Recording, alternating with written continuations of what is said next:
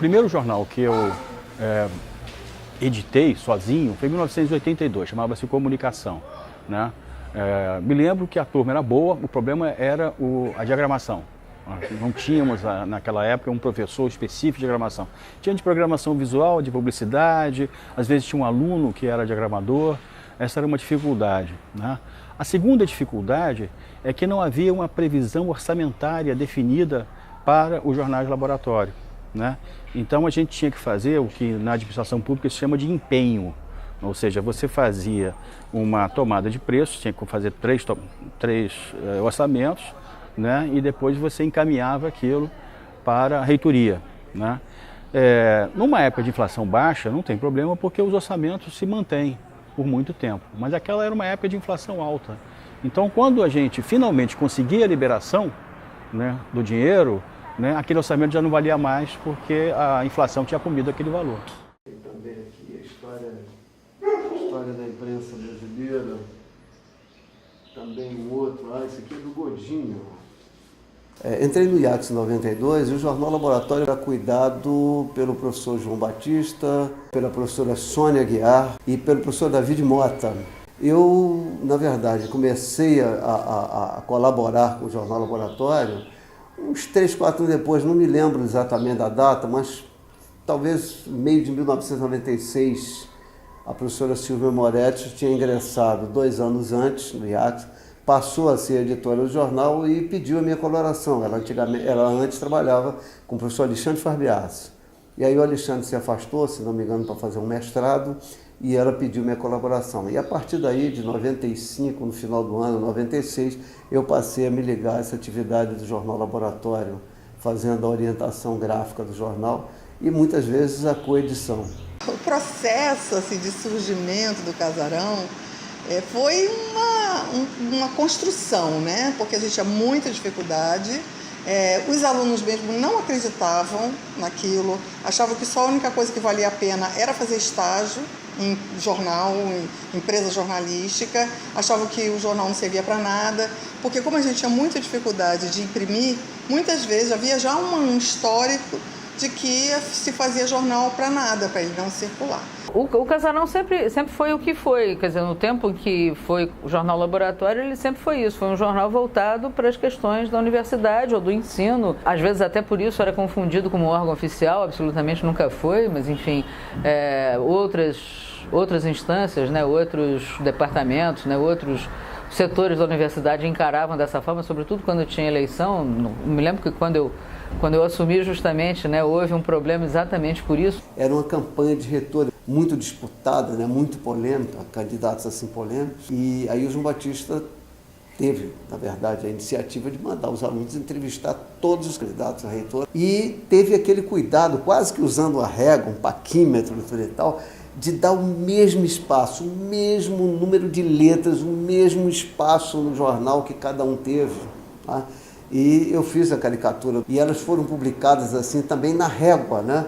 Do mesmo tamanho, da mesma proporção, para que não houvesse nenhuma queixa, né?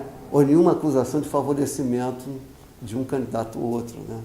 É claro, né? Candidato é sempre candidato, isso é clássico na política, né? Todos reclamaram e fizeram críticas. E particularmente na minha matéria, o candidato, eu marcava sucessivas vezes com ele em campanha, ele nunca podia atender. Então eu acabei fazendo a entrevista com o candidato a vice-reitor, né, que tinha um histórico de ter sido um professor de cursinho, pré-vestibular e tal. Então, no dia em que eu fui fazer a entrevista, era um sábado de manhã, aqui no IACS, e eu estava super mal, com uma crise horrorosa de sinusite, e ele não me dava atenção porque ele preferia ficar fazendo a campanha, cada aluno que passava, ele queria cumprimentar, dar tapinha nas costas e tal. E no relato que eu fiz aos professores, eles, não, você tem que colocar isso também que aconteceu. E isso acabou também gerando a discordância deles, enfim. Por isso ele era visto por essas pessoas como uma espécie de assessoria de imprensa, que nunca foi de fato, né? Pelo fato de se dedicar à temática da universidade, né? Mas era uma visão sempre muito crítica, né? E às vezes até pelas críticas, a gente tinha esses problemas. Teve esse problema na época da eleição em 94, teve outros problemas ao longo dessa trajetória aí. A impressão dos jornais era muito complicada.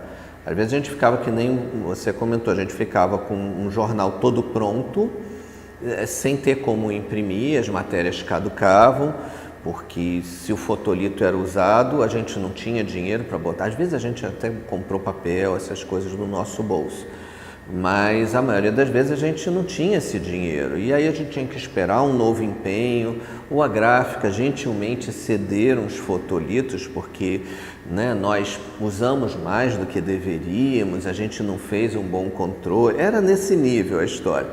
A gente tinha realmente sempre muitos problemas com a gráfica, mas basicamente o que a universidade nos fornecia é essa possibilidade de imprimir. A gente só conseguiu papel, resmas de papel, muito tempo depois de ter iniciado o processo, né, de demanda e tal, com os memorandos todos para lá e para cá.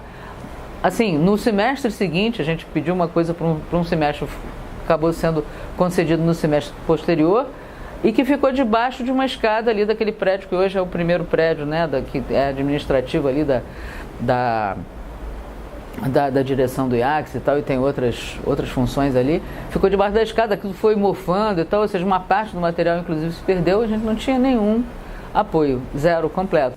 Dentro do processo de produção, você apresentava um suporte, uma arte final, né, o jornal montado em papel, colado, as tiras todas de papel, os textos colados, fotografias, e os caras fotografavam aquilo para produzir uma coisa chamada fotolito, que era uma transparência, em resumo, era uma transparência, e aquela transparência era gravada por um processo fotográfico com uma chapa de metal, que era então a base para a impressão do jornal no papel. E a gráfica atrasou isso redondamente, foi adiando, passou muito do prazo, e aí no final, um dia, a Silvia foi lá cobrar naqueles fogos moretianos dela, e o pessoal deu lá uma desculpa, é claro, eu conheço isso há mais de 40 anos, né? É uma das desculpas clássicas, diz assim, olha, nós não tínhamos material, era falta de fotolito. Enfim, o jornal foi impresso logo depois, porque ela fez aquela pressão, né, e o pessoal conseguiu sair com o jornal.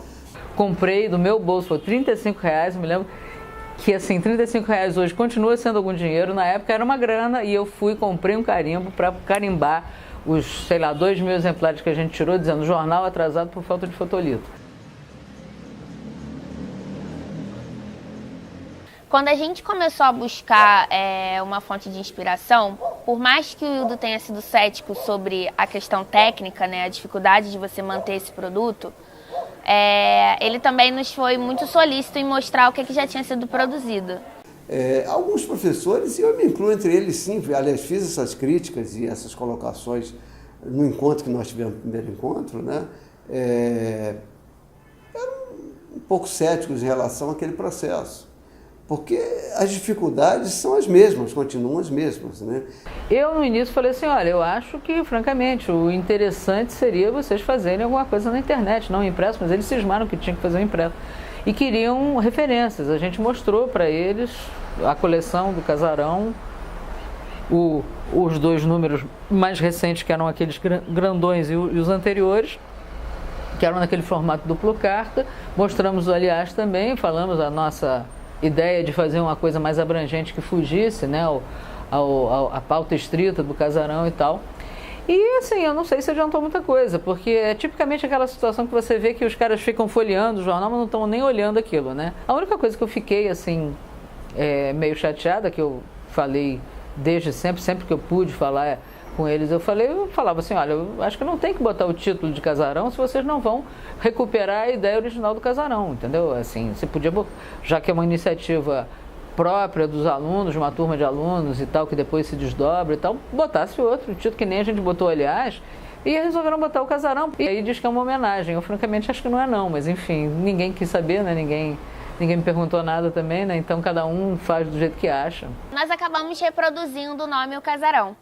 E ninguém do grupo, na verdade, sabe explicar se era uma homenagem ou se era, não sei, se o outro casarão foi uma fonte de inspiração, mas eu acho que tinha muito a ver com a nossa identidade. O casarão era o que nos unia. Independente de cada um ter um gosto que poderia ser aplicado em uma editoria diferente, nós tínhamos nos unido a partir do casarão e o casarão era a nossa essência. Então não teria nada, sim, que representasse mais do que a gente lembrar do nosso campus. O novo casarão, ele traz rupturas em relação aos veículos que existiam aqui, sem dúvida alguma. Ele traz uma pegada digital forte, ele se apropria das redes sociais, não apenas como ponto de contato com o leitor, mas ele coloca isso no centro do processo produtivo, ainda que no final das contas saia um jornal impresso. Mas, ao mesmo tempo, a gente tem a tradição do jornalismo que foi feito na UF antes do casarão que a gente faz agora. Então, esse processo que foi desenvolvido aqui, ele é super importante e eu acho que valorizar essa tradição do jornalismo da universidade é fundamental. E, ao mesmo tempo, valorizar essa continuidade, valorizar as inovações, né, as oportunidades, as iniciativas tão bacanas. Assim, quando um aluno diz assim, vamos criar um jornal e deixa isso para a universidade como herança, eu acho que é algo de outra natureza, né? A gente está muito acostumado, enquanto aluno, a passar por aqui e levar alguma coisa daqui. Deixar alguma coisa aqui é diferente. Então eu acho que é uma contribuição bacana assim, para a universidade, que a gente deve valorizar.